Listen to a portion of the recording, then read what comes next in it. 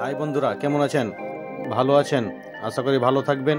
আপনাদের মাঝে একটা নতুন ভিডিও নিয়ে চলে এসেছি, এসি-ডিসি চার্জার লাইট। আপনারা আমার চ্যানেলটা সাবস্ক্রাইব, লাইক এবং শেয়ার করে দেবেন, তাহলে আপনাদের মাঝে আবার ভিডিও নিয়ে আনতে ভালো লাগবে। দেখুন, একটা চার্জার লাইটের ব্যাটারি খারাপ, সেটাকে আমি চেঞ্জ করছি। ব্যাটারিটা ঝালাই করে দিচ্ছি। দুটো তার প্লাস মাইনাস দেখুন জ্বলছে।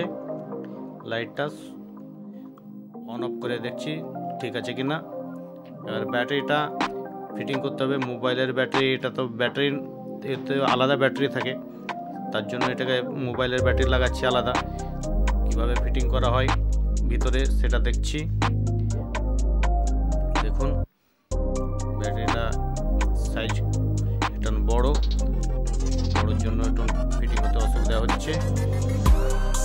এটাকে কীভাবে লাগানো যায় একবার লাগিয়ে দেখে নিই, কি ঠিকভাবে সেট হয়েছে কিনা। অসুবিধা হচ্ছে, ব্যাটারিটা একটু বড় আছে, বড় সাইজের, আর এই চার্জারের ব্যাটারি নয় তো, ওই জন্য একটু অসুবিধা হচ্ছে। একটা টেপ নিলাম, টেপটাকে কাঁচিতে কেটে নিয়ে টেপটাকে লাগিয়ে দেবো সাইডে। ব্যাটারিটাকে যাতে ধরে রাখে, না নড়াচড়া করলে তারটা ফসে যাবে। এবার চিটটাকে তুলে নেব।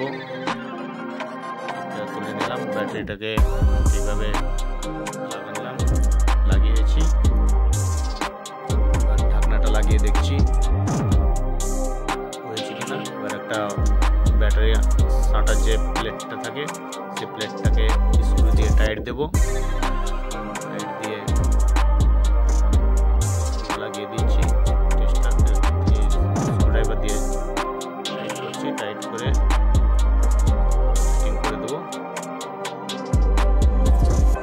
দেখুন বন্ধুরা,